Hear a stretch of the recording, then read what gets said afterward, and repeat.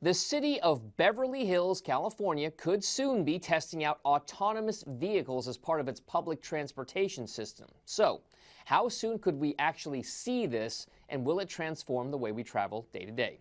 Joining us now to talk all about it is Tom's Guide Associate Editor Mike Andronico.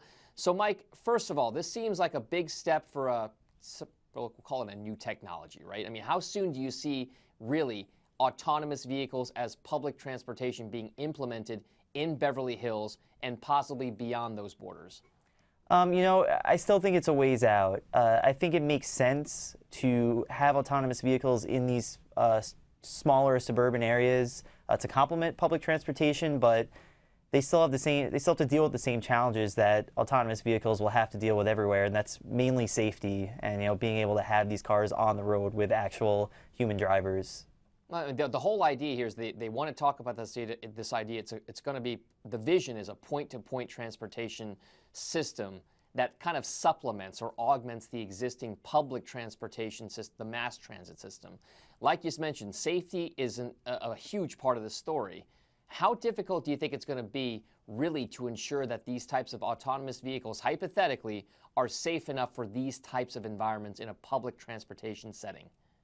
I think that it would take a lot of testing and possibly a few years of testing. As we saw recently, one of Google's autonomous cars did cause its first crash not too long ago. And I think there's less risk involved when you're talking about these shorter trips, this point-to-point public transportation system.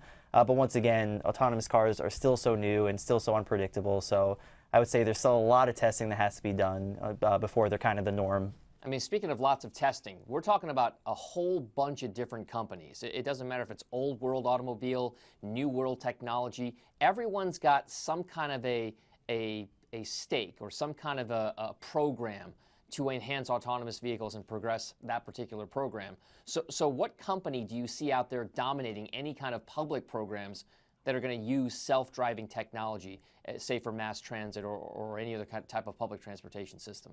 Sure. Well, I still do consider Google to be at the forefront. They did have that one slip up, but they continue to test these cars in new cities, and they're always very transparent about what they're doing.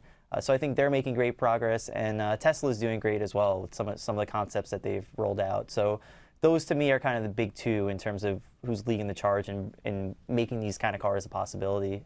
All right, so it sounds like we could see this in the future, but it's not exactly going to happen anytime soon or perhaps even tomorrow. But we have a lot of work to do. Plus, we will see whether or not Beverly Hills actually moves forward with its plan in any kind of time frame. Mike Andronico, thank you so much for joining us here, and that's Mike Andronico. He's the associate editor over at Tom's Guide. And thanks for watching. I'm Dominic. Have a great day. Hey CNBC fans, thanks for checking out our YouTube channel. Here you're going to find videos packed with all of the information that you need to be smarter about your finances. You can subscribe by clicking right here and click on all the videos around me or the eye right here to watch the latest from CNBC. Thanks for watching.